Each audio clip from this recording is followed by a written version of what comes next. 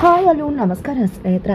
ಇಲ್ಲಿ ಪೂಜಾ ಮತ್ತು ಕಿಶನ್ಗೆ first night ಶಾಸ್ತ್ರ ಇದೆ. ಅದಕ್ಕೆಲ್ಲನೂ ಕೂಡ ಅಣಿ ಮಾಡಿದ್ದಾರೆ ಮಹಿತ್ ಅವರು ಇಲ್ಲಿ ಕಿಶನ್ ಮತ್ತು ಪೂಜಾನ ಕರ್ಕೊಂಡು ಬಂದು ರೂಮಿಗೆ ಬಿಟ್ಟು ಹೋಗ್ತದಾಗೆ ಈ ಕಡೆ ಪೂಜಾ ಮತ್ತು ಕಿಶನ್ ಇಬ್ಬರು ಕೂಡ ಹಾಗೆ ತುಂಬ ಕೋಳಿ ಜಗಳವನ್ನು ಕೂಡ ಮಾಡ್ಕೋತಾರೆ. ಇದ್ರ ನಡುವೆ ಪೂಜಾಗೆ ಹರ್ಟ್ ಆದಾಗೆ ನಟಿಸ್ತಾಳೆ. ಇದರಿಂದ ಕಿಶನ್ ತುಂಬಾ ಬೇಜಾರು ಮಾಡ್ಕೋತಾರೆ.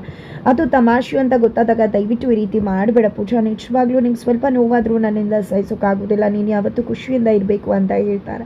ನಂತರ ಆತ ಕಡೆ ಸುನಂದ್ ಅವ್ರಿಗೆ ಗಾಬರಿ ಆಗಿದೆ. ಅಲ್ಲಿ ಕನಿಕಾ ಮತ್ತು ಇಲ್ಲಿ ಇದು ಮೀನಾಕ್ಷಿ ಸರಿ ಇಲ್ಲ, ಪೂಜಾ ಕತೆ ಏನು ಎಂತು ಅಂತ. ಆದರೆ ಇಲ್ಲಿ ಭಾಗ್ಯ ಅವ್ರಿಗೆ ಆದೀಶ್ವರ್ ಮೇಲೆ ವಿಶ್ವಾಸ ಇದೆ. ಆದೀಶ್ವರ್ಯ ಮನೆ ಯಜಮಾನ್ರು ಅಂದಮೇಲೆ ಅವ್ರಿಗೆ ಹೇಳಿದಾಗೆ ಎಲ್ಲ ಕೂಡ ನಡೆಯುತ್ತೆ. ಆದರೆ ಈಗ ಅವರು ಪೂಜಾನ ಒಪ್ಕೊಂಡಿದ್ದಾರೆ. ಖಂಡಿತ ಅವರು ಪೂಜಾನ ತುಂಬ ಚೆಂದ ನೋಡ್ಕೋತಾರೆ ಅಂತ ಕೂಡ ಭಾಗ್ಯ ಹೇಳ್ತಾರೆ. ನಂತರ ಬೆಳಿಗ್ಗೆ ಆಗುತ್ತೆ. ಬೆಳಿಗ್ಗೆ ಆಗ್ತಿದ್ದಾಗೆ ಪೂಜಾನ ಆಲ್ರೆಡಿ ಎಬ್ಸಿ ಭಾಗ್ಯ ಅವರು ಮನೆ ಮುಂದೆ ರಂಗೋಲಿ ಹಾಕಿಸ್ತಿದ್ದಾರೆ, ಜೊತೆಗೆ ತುಳಸಿ ಪೂಜೆ ಮಾಡಿಸ್ತಿದ್ದಾರೆ. ಇದನ್ನೆಲ್ಲವನ್ನೂ ಕೂಡ ನೋಡಿದೆ ಕಾಮತ್ ಅವ್ರಿಗೆ ತುಂಬಾ ಖುಷಿ ಆಗುತ್ತೆ.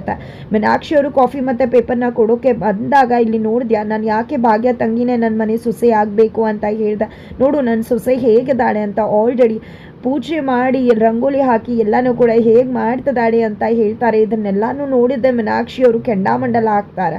ಈ ಭಾಗ್ಯ ಇಲ್ಲದೆ ಇದ್ರು ಬರೀ ಭಾಗ್ಯ ಭಾಗ್ಯ ಭಾಗ್ಯ. ಈ ಪೂಜಾಗೆ ಸರಿಯಾಗಿ ಶಿಕ್ಷೆ ಕೊಡೋದ್ರ ಮುಖಾಂತರ ಭಾಗ್ಯ ಬಗ್ಗೆ ಮೇಲೆ ಇರೋ ಸೇಡ್ ತೀರಿಸ್ಕೋಬೇಕು ಅಂತ ಮೀನಾಕ್ಷಿ ಯೋಚನೆ ಮಾಡ್ತಾರೆ. ತದನಂತರ ಅದ ಕಡೆ ಪೂಜಾ ದೇವ್ರ ಪೂಜೆ ಮಾಡ್ತಾಳೆ. ಪೂಜೆ ಮಾಡಿ ಎಲ್ರಿಗೂ ಕೂಡ ಪ್ರಸಾದವನ್ನು ಕೂಡ ಕೊಡ್ತಾರೆ. ಬಟ್ ಇದ್ರ ನಡುವೆ ಕಾಮತ್ ಅವರು ಹೊರಗಡೆ ಹೋಗ್ಬೇಕಾಗತ್ತೆ. ತಿಂಡಿ ಮಾಡೋಣ ಅಂತ ಅನ್ಕೊಂಡ್ರೆ ತಿಂಡಿನೇ ರೆಡಿ ಮಾಡಿಲ್ಲ.